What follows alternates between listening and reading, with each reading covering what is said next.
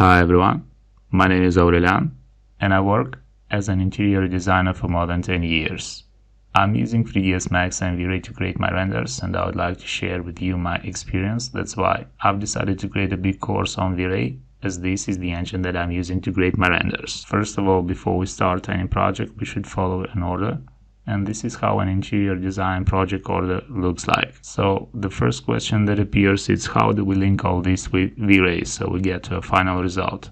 Before we start to talk about Vray, we must understand how any interior design project starts. We are meeting with our clients and we discuss with them their expectations and their demands. I will not stop to talk about this here. Still, we must keep in mind that this is a critical phase. This is actually what starts any project, and this is forming the technical design demands towards you as a specialist. All those demands will later be transformed into a sketch.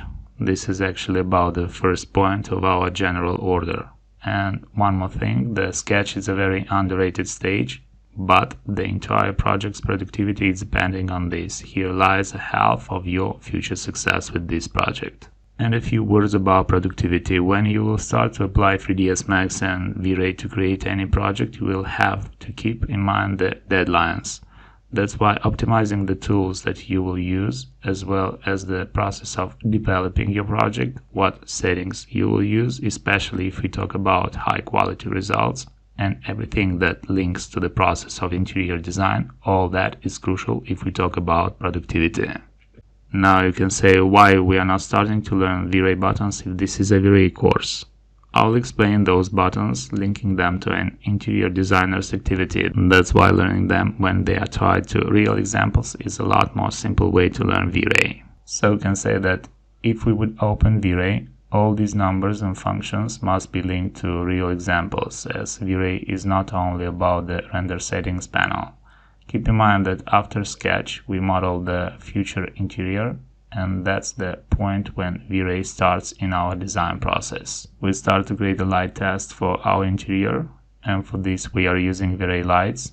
They have to be seen through a camera, and we use Vray physical cameras so we can simulate the process of capturing our views, making our light stable, correcting light issues, adding effects. All this, by the way, is about our third point of our general order. Next we talk about materials. We use Vray materials to texture our surfaces. That's about the fourth point. And finally we get to the fifth point, the render.